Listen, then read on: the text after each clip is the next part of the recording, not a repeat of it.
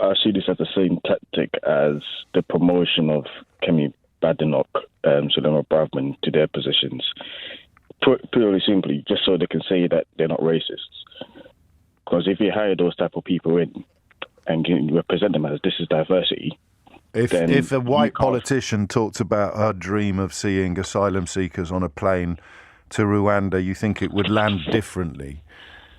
Correct. Okay. But if someone of Sulema Braverman's background or Kemi Badenoch's background or Kwesi Kwarteng was to trout the same policies or same beliefs they have, it can't be now seen as, we're against these type of people. So exactly like what Rishi Sunak has done right now, but promoting the likes of the 30p Lee Anderson. Yes.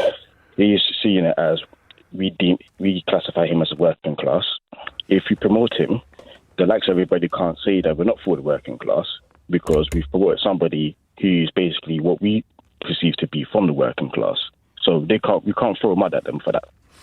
Exact same way you can't throw mud at them to say that they're racist. You can't call us out of touch and privileged because we've made Lee Anderson Deputy Chairman of the Conservative Party. There you are. So it's kind of like these, forgive me for saying it, but these charlatans are like playing 3D chess or Dungeons or Dragons. Yeah. And they're just looking at just different plays and positions and just thinking to themselves, right, if you do this tactic, no one can come and say this to us. Okay, I understand that. So fig leaf or camouflage or whatever you want to call it. I wouldn't be comfortable making your opening point as a white man. I wouldn't be comfortable doing that, but I completely understand the point that you're making. You can find people who are representative of that demographic, though, in the Conservative Party, without having to promote someone who's so obviously stupid. I mean, the nastiness of his opinions aside, he's as thick as mince. Honestly, I just don't know. And when you said as well, when it came to Rishi Sunak and he first, branded about accountability, credibility and... professionalism, accountability and integrity. Honestly, it's like you just said, just completely off over my head because I actually kind of believed it. At one point in time, I thought he actually saw what's going on in the government with Boris Johnson and thought this can't go on for long.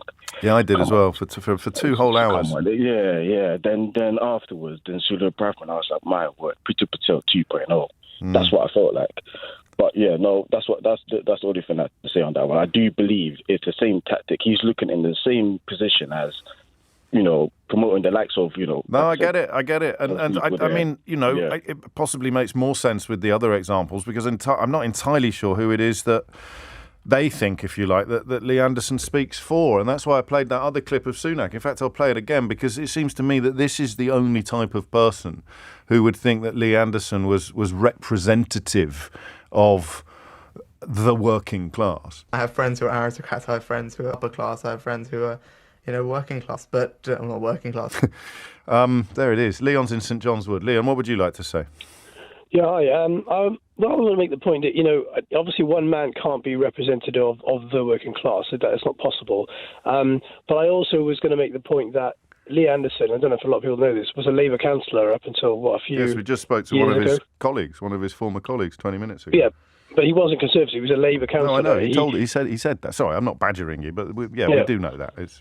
Yeah, okay, so the point I was making was that, and equally, he came from a mining family. I think he was a miner himself for a while, wasn't he? I think the guy was saying he worked in the pits before, obviously, David the closures. said for 6 months. I don't know how long he was for, but that was, yes, that's when his nickname was Trigger.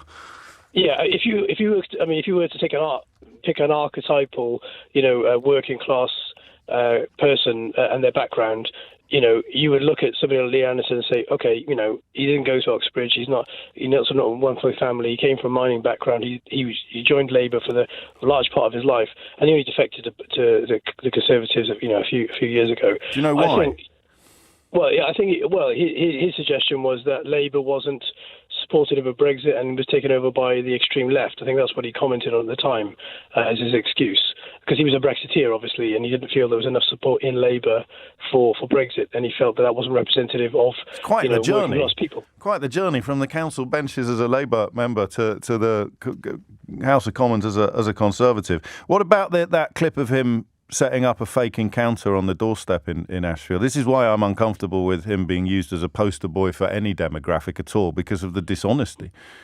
Well, yeah, I mean, I'm certainly not suggesting that, he's got any moral sort of substance to him at all. I'm just making the point that, you can't simply say that somebody's not working class because... No one's saying that. No one's saying that. They're saying he's not representative of any class for the reasons that you alluded to at the beginning. I think you can broadly speak about values, and some values you could perhaps broadly categorise as being pertinent to class, but not unique to class. Why do you think Rishi Sunak has put him in position? And I want you to focus not on demographics or background, but on how obviously appalling he is, whether it's a failure to understand things, whether it's deliberately provocative comments. Let me tell you what a Conservative MP told Sky News' political editor, because here it is. This is a Conservative MP. Lee Anderson is everything that is wrong with the Conservative brand presently.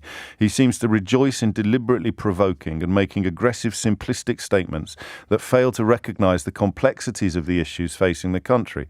If this is the new Tory Party, many will be forgiven for deserting it. So just briefly, why do you think Sunak has promoted him? Well, I think that Brexit is still a factor here. I think that Sunak believes that he is representative of one of those working class background people that supported Brexit that the Labour Party has ignored, and many of which of those people defected and voted Conservative. And I think by putting him in a post of relative public a visual role. He's saying we're still your party. We're still. So it's like a little nod towards the tidal wave of whatever you want to call it, whether you want to frame it in positive terms or in honest terms. The tidal wave that carried Boris Johnson into Downing Street. It's a little nod to that. 2019 intake, a bit boneheaded about Brexit, adamant that people, no such thing as poverty or nurses are budgeting badly. It's a little bit like a 1980s Sun column.